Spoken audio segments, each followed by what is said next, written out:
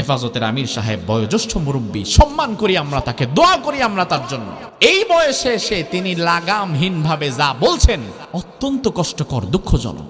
তিনি বলেছেন জামাত এরা মূলত নাস্তিকের চাইতেও খারাপ, এরা কাফেরের চাইতেও খারাপ, এরা এত বড় খতরনাক, এরা যদি কোনোদিন ক্ষমতায় যাইতে পারে তাহলে ইসলামের 12টা বাজায় দিবে। নাউজুবিল্লাহ বলেন। একজন আলেম বলছে এই কথা, বয়োজ্যেষ্ঠ মুরব্বী। কিছু কিছু আলেম এখন এমন কিছু কথা বলছে যে কথার দ্বারা যেন ইসলামী দলগুলোর ঐক্য হতে না পারে, যেন তারা দ্বিধা বিভক্ত হয়ে দূরে সরে যায়। তার কারণে ইসলামী দলগুলো যদি বাংলাদেশে কোনোদিন এক কাতারে দাঁড়িয়ে যায়, জামাত, হেফাজত, খেলাফত, জমিয়ত, তরিকত, ইসলামী আন্দোলন সহকারে সব ইসলামী দলগুলো যদি কোনোদিন বাংলাদেশে এক কাতারে দাঁড়িয়ে যায়, ওই দিন ইসলামের বিপ্লব কেউ ঠেকাতে পারবে না।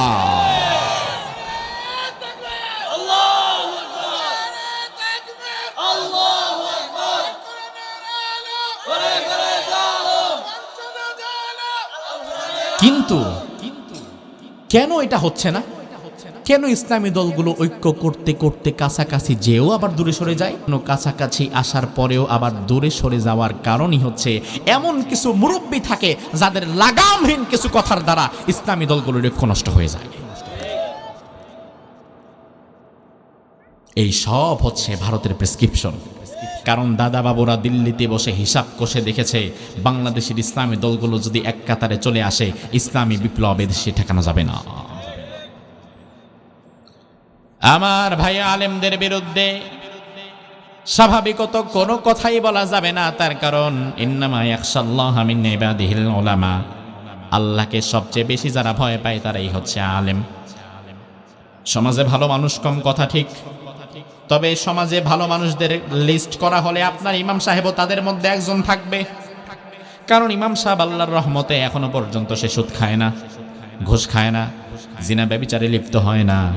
2-4 জন এদিক সেদিক হলে সেটা ভিন্ন বিষয়, তবে অধিকাংশ যেই দিকে হুকুম হবে সেই দিকে। আল্লাহর হাবিব সাল্লাল্লাহু আলাইহি ওয়াসাল্লাম বলেন খায়রুল খিয়ারি খিয়ারুল উলামা শাররুশ শিরারি শিরারুল উলামা। সমাজের মধ্যে আলেমদের মধ্যে যারা ভালো তারা ফেরেশতার চাইতে ভালো, আর আলেমদের মধ্যে যারা খারাপ তারা শয়তানের চাইতেও খারাপ। ঠিক কি না? কারণ যত দামি জিনিস ওটা যদি নষ্ট হয়ে যায় ওটার দাম তত কমে যায়।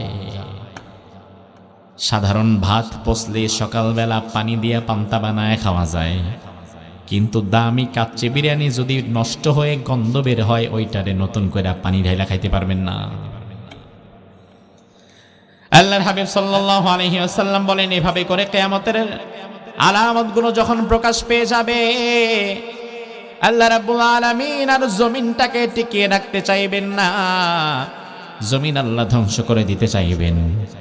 জমিন ধ্বংস করে দেওয়ার জন্য একজন ফেরেশতা আল্লাহ তাআলা বানিয়ে রেখেছেন। ওই ফেরেশতার নাম হচ্ছে ইসরাফিল। কি নাম? হাতের মধ্যে কি আছে? কি আছে?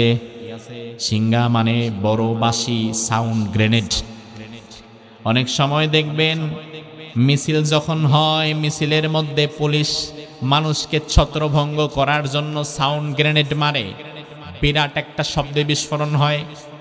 এই সাউন্ড গ্রেনেডে অনেকের কানের পর্দাও ফেটে যায়। আল্লাহ রাব্বুল আলামিন যখন দেখবেন দুনিয়ার মানুষ আল্লাহর ইবাদত থেকে মুখ ফিরিয়ে নিয়েছে, সমাজে ইসলাম শুধু নামে আছে কামে নাই, ওই নামধারী মুসলমানদের জন্য আল্লাহ দুনিয়া টিকিয়ে রাখবেন না।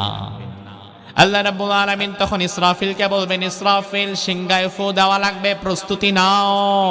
ইসরাফিল বলবে, প্রভু আমি দাঁড়িয়ে আছি, আপনি শুধু হুকুম দেন আমি ফু দিয়ে দেব।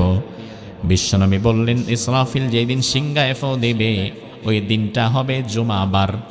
কি বার? শুক্রবার।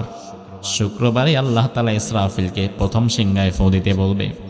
আমার ভাই, পৃথিবী ধ্বংস করার জন্য ইসরাফিল সিংহায় ফু দিবে মোট 3 বার।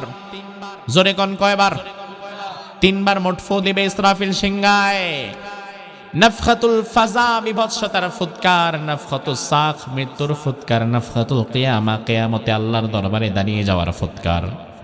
ইসরাফিলকে আল্লাহ যখন প্রথম ফু দিতে বলবেন তখন দুনিয়ার মানুষ বুঝতেও পারবে না যে আজকে কিয়ামত হবে।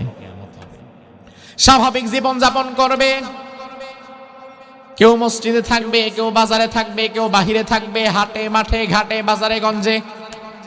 কেউ বুঝতে পারবে না যে আজকে কিয়ামত হয়ে যাবে, কারণ আমার আল্লাহ বললেন মা ইয়ানজুরুনা ইল্লা সাইহাতান ওয়াহিদাতান তাখুযুহুম ওয়া হুম ইয়াখিসসিমুন। এমন একটা সময় হুঙ্কারের আওয়াজ আসবে, ওই সময়গুলো মানুষ নিজেরা বাকবিতণ্ডায় লিপ্ত থাকবে।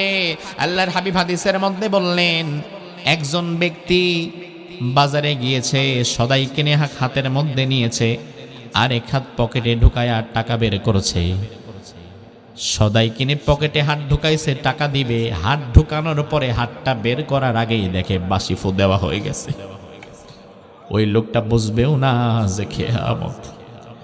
বিশ্বনবী বললেন এমন অবস্থা হয়ে যাবে তখন।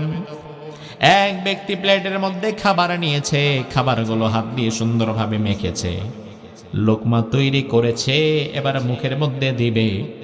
লোকমা তৈরি করে মুখের মধ্যে আনতে আনতেই দেখবে বাসি ফু দেওয়া হয়ে গেছে। ওই লোকমাটা খাওয়ার মতো সুযোগ আর সে পাবে না।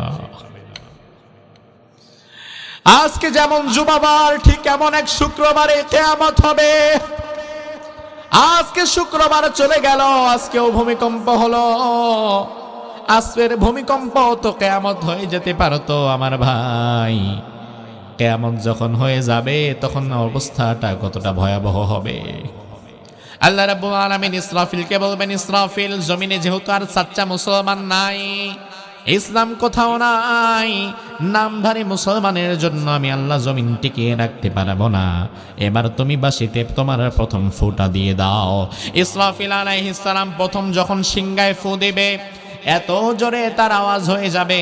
আল্লাহ রাব্বুল আলামিন কোরআনের মধ্যে বললেন, ইদা জুলজিলাতিল আরদু জিলজালাহা ওয়া আখরাজাতিল আরদু আসকালাহা ওয়া ক্বালাল ইনসানু মা লাহা ইয়াওমাইযিন তুহাদ্দিসু আখবারাহা। ইসরাফিল যখন প্রথম সিংগায় ফু দিবে, জুলজিলাতিল আরদু জিলজালাহা, জমিনটা প্রচন্ড ভাবে ঝাঁকুনি আর কাঁপুনি দেবে। জমিনটা এত প্রচন্ড ভাবে কেঁপে উঠবে, জমিনের নিচে যত খনিজ সম্পদ আছে, মানুষ অতিরিক্ত খেলে যেমন বমি করে ফেলে দেয়, জমিনের ভেতরে যে সম্পদ আছে ভূগর্ভস্থ, এই সম্পদগুলো জমিন একটা একটা করে উগরে ফেলবে। আপনি দেখবেন হঠাৎ করে পরানপুরের জমিন এদিক দিয়ে ফেটে গেছে, এদিক দিয়ে মাটি ফেটে হা হয়ে গেছে, নিচ থেকে দিয়ে আগুন বেরোচ্ছে, কোথাও গ্যাস বেরোচ্ছে, কোথাও তেল বেরোচ্ছে, যেখানে সোনা আছে ওখান থেকে সোনার খনি বেরোচ্ছে, সোনা বেরোচ্ছে, রূপা বেরোচ্ছে, ডায়মন্ড বেরোচ্ছে। দুনিয়ার মানুষ এই খনিজ সম্পদের জন্য কতটা পাগল। আমার আল্লাহ বলেন, ওই দিন সম্পদগুলো তার সামনে পড়ে থাকবে, ওই সম্পদের দিকে তাকাবার মতো সুযোগও তার থাকবে না।